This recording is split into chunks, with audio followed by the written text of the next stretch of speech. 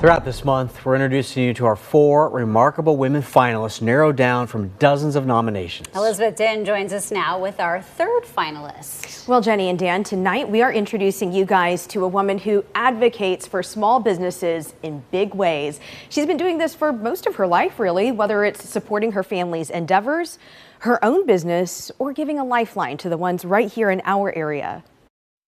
Meeting up at Cargo in Portland's Central East Side is Sarah Shaoul's idea. And it's no surprise, this advocate for small businesses chose to showcase this place, a place that also magnifies several other small businesses and their diverse products. The advocacy stems from her childhood, seeing her own family work very hard. So I'm the first generation American. All of my family on both sides are immigrant refugees. They came here and, they most of them worked many jobs. My parents, both of them did. My father immigrated from Iraq and my mother immigrated from Romania. While her mom and dad worked several jobs, Sarah often spent time with her grandfather Bella in his frame shop, a Holocaust survivor who lost his wife and 2 children in concentration camps before later marrying Sarah's grandmother. The strength she saw in her loved ones is part of what made her bold enough to open her own small business at just 21 years old. I scraped together $2,500 and I opened up my first business, a retail shop selling resale clothing. A time that helped her also understand her employees' needs. I learned a lot about being a small business owner. I mean, it's a lot of work and it's a big struggle to make ends meet because I was a small business owner in Portland for over about 30 years. And so I saw how much more difficult it became as rents go up, as employees, the cost of living goes up. A few years before she'd go on to sell her store, Sarah also started doing a lot of advocacy work for small businesses, which includes things she still does to this day, like being a small business coach, consultant, and connector. I sat on like the Small Business Advisory Council for a number of years too, so I could be a conduit between our policymakers and our small businesses about like really what it's like to be a boots on the ground business and what the challenges are. Then when the pandemic hit in 2020, Sarah set up pdxsos.com, a network of local small businesses where shoppers could also buy gift certificates to keep part of the hard-hit economy going. I often say it was like putting a garden hose on a forest fire, like this call to action to buy gift certificates from small businesses. It was heart-wrenching.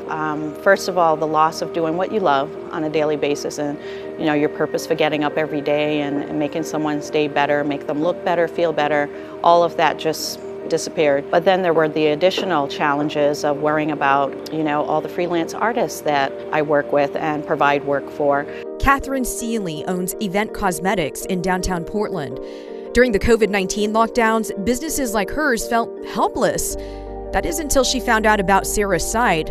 Up until then, she didn't even have a website of her own, but was able to get help to create one so customers could use those gift certificates. That really made a difference. It helped us hold on long enough until we could figure out some other revenue. Today, pdxsos.com is now called Small Shops, Big Hearts, serving as a directory and resource for more than 800 small businesses.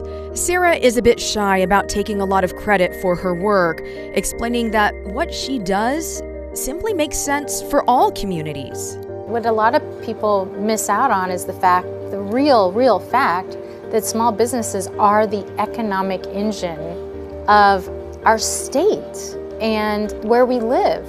And if we don't save these businesses, it's not going to be good for us as Oregonians or Portlanders. Every dollar you spend in a business, of all that money, the majority of that money recycles back into our community.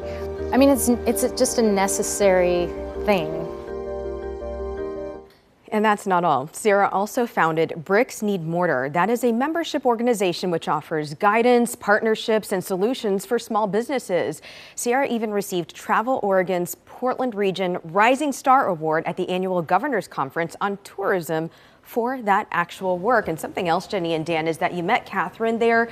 So not only did Sarah help her with her business during COVID, they've continued having a relationship as friends, and Sarah is a mentor for her. So that bond that is created, it continues on for Sarah and so many here in our community. Yeah, her family story is fascinating too. And I want to check out her shop. I was looking at that the whole time Oh, too. and that cargo. Yeah. So that's yeah. not Sarah's shop, but that's just where she chose for us to meet, because it is another local small business, and they have a bunch of small businesses within that one. So it really is representative of Sarah's work, to clarify. But she would be very happy and say, yep, Jenny, go there and shop, shop, shop. Shop, shop, shop. Yeah. It's so powerful when you can connect people, and she's connecting people on a large scale. Absolutely, Dan. Yeah. All right. Thank you.